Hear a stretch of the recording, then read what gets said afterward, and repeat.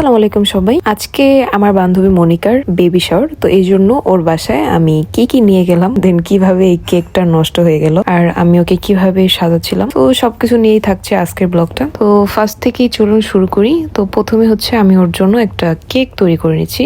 আমি না, আমার আম্মু আর আমার ভাবি তারাই হচ্ছে সব কষ্ট করে এই কেকটা মেক করে, আর আমি হচ্ছে একটু হেল্প করতেছিলাম সবাইকে। তো আমি এই ক্রিমটাকে বিট করে নিচ্ছিলাম। ক্রিম বিট করা শেষ আর কেকটা হচ্ছে চোলা থেকে নামায় এখন হচ্ছে ভাবি এটাকে অনেক সুন্দর করে মেক করতেছিল। তো এই যে এগুলো আমার দ্বারা হয় না, আসলে এটা খুবই ধৈর্যের কাজ। তো আমি জাস্ট উপর থেকে এই যে এগুলা ছিটাচ্ছিলাম, দেন আমার ভাবি সব কাজই করতেছিল আর আমি জাস্ট উপর থেকে এগুলা ছিটাই দিচ্ছিলাম। তো কেকটা কিন্তু সুন্দরই হয়েছে, আপনাদের কাছে কেমন লাগছে অবশ্যই বলবেন। তো তারপর আমি হচ্ছে এই পেটিস গুলো বাটির মধ্যে ভরতেছিলাম, কারণ আমার বান্ধবী মনিকার অনেক বেশি ফেভারিট আমার হাতের এই পেটিস গুলো। তো আমি হচ্ছে রেডি হয়ে বের হয়ে যাই। তো ওর জন্য একটা গিফট আমি কিনে নিলাম। রাস্তাটা ছিল অনেক বেশি খারাপ, এই জন্য আর কি এত বড় সর্বনাশটা হয়। তো কেকটা হচ্ছে সরে যায়, দেন নষ্ট হয়ে যায়, টোটালি নষ্ট হয়ে যায়। তো তারপর অনেক কষ্টে তাজনুর সেটাকে ঠিক করে, আর আমি হচ্ছে মনিকার সব ভাগ্নিদেরকে একটু সাজাচ্ছিলাম। সব না, জাস্ট একটা ভাগ্নিকে সাজিয়েছিলাম। আর মনিকার মাথায় এই ঘোমটার দিয়াতে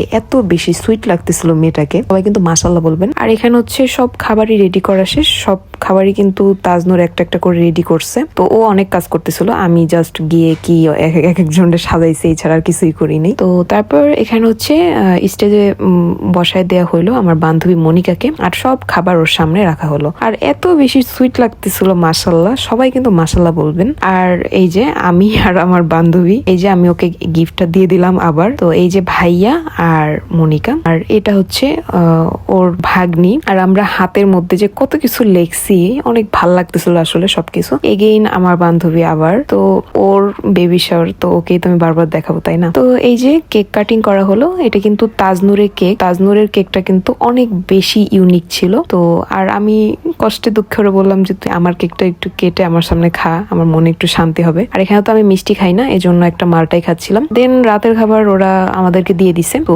ফার্স্টে আমি নিয়ে নিলাম ডিমের কোরমা, তারপর নিয়ে নিলাম এই রুই মাছ। তো রুই মাছটাও মজা ছিল, আর এমনিতেও আমার মাছ জিনিসটা অনেক বেশি ভালো লাগে। তো তারপর নিয়ে নিলাম এই চিংড়ি মাছের দো পেঁয়াজা, তারপর নিয়ে নিলাম এই রোস্টটা। সবচেয়ে বেশি ভালো লাগছে আমার কাছে রোস্ট আর চিংড়ি মাছটা। তারপর 2টা গরু মাংস নিলাম, কারণ পেটে একদমই যাচ্ছিল না। তারপর কোক নিয়ে আমাদের রাতের খাবারটা শেষ করে আমরা এখানে বসে আড্ডা দিচ্ছিলাম, সব ভাগনা ভাগ্নি মিলে অনেক বেশি আমরা চিল করতেছিলাম। তারপর দেখলাম যে আমার বান্ধবী আমার মার জন্য ক্ষীর দিছে। আমার আম্মুর মিষ্টি খুব ফেভারিট, এই জন্য ও একটু ক্ষীর নাকি পায়েস জানি দিয়ে দিছে। তারপর ভাইয়া আমাদেরকে একটু আগায় দিচ্ছে, যেহেতু রাত হয়ে গেছে 9টা। তো রাতের বেলা আমাদেরকে একা ছাড়বে না, এটাই স্বাভাবিক। তো ভাইয়া আমাদের